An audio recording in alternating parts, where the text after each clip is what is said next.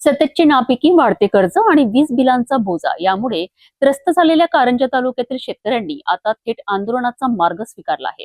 कर्जमुक्ती, वीज बिल माफी आणि नव्या कर्ज पुरवठ्यासह विविध मागण्यांकरिता शेतकरी आणि शेतमजुरांनी आजपासून तहसील कार्यालयासमोर आमरण उपोषण सुरू केले आहे.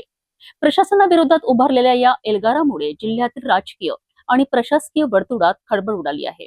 वाशिम जिल्ह्यातील कारंजा तालुक्यात शेतकरी आणि शेतमजुरांनी आपल्या विविध प्रलंबित मागण्यांसाठी आमरण उपोषणाचे हत्यार उपसले आहे. औरंगपूर येथील शेतकरी भारत पुरुषुलराव भगत आणि परशुआना सुरजोशी यांच्या नेतृत्वाखाली हे आंदोलन सुरू करण्यात आले आहे. आंदोलकांनी 8 जून रोजी तहसील प्रशासनाला निवेदन सादर करून आंदोलनाची पूर्वसूचना दिली होती. याची प्रत जिल्हाधिकारी, उपविभागीय अधिकारी आणि पोलीस प्रशासनालाही देण्यात आली होती.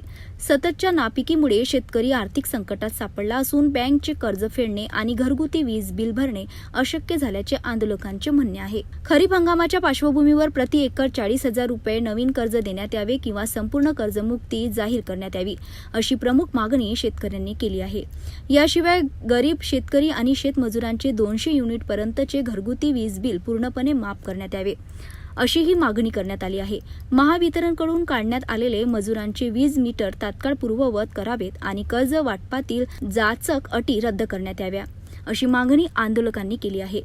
मागण्यांकडे दुर्लक्ष झाल्याने आज 11 जून 2024 रोजी दुपारी 12 वाजल्यापासून तहसील कार्यालयाच्या आवारात आमरण उपोषणाला सुरुवात करण्यात आली. आपल्या हक्कासाठी लढण्याचा निर्धार व्यक्त करत आंदोलकांनी प्रशासनाला थेट इशारा दिला. उपोषणादरम्यान कोणतीही अनुचित घटना घडल्यास किंवा आंदोलकांच्या आरोग्यास हानी पोहोचल्यास त्यांची संपूर्ण जबाबदारी प्रशासनाची राहील, असेही निवेदनात स्पष्ट करण्यात आले आहे.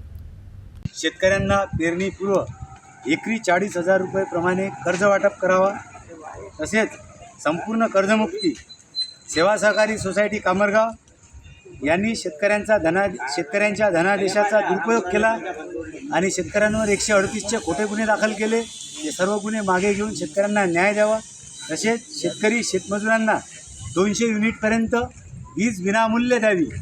तसेच शेतकरी शेतमजुरांच्या मजुरांना सिव्हिलची अट रद्द करून त्यांना तात्काळ 2 दिवसाच्या आत कुठल्याही बँकेने, कुठल्याही पतसंस्थेने, कुठल्याही मायक्रो फायनान्सने तात्काळ कर्ज पुरवठा करावा. कारंजा तालुक्यातील शेतकऱ्यांच्या या आंदोलनाकडे आता संपूर्ण जिल्ह्याचे लक्ष लागले आहे.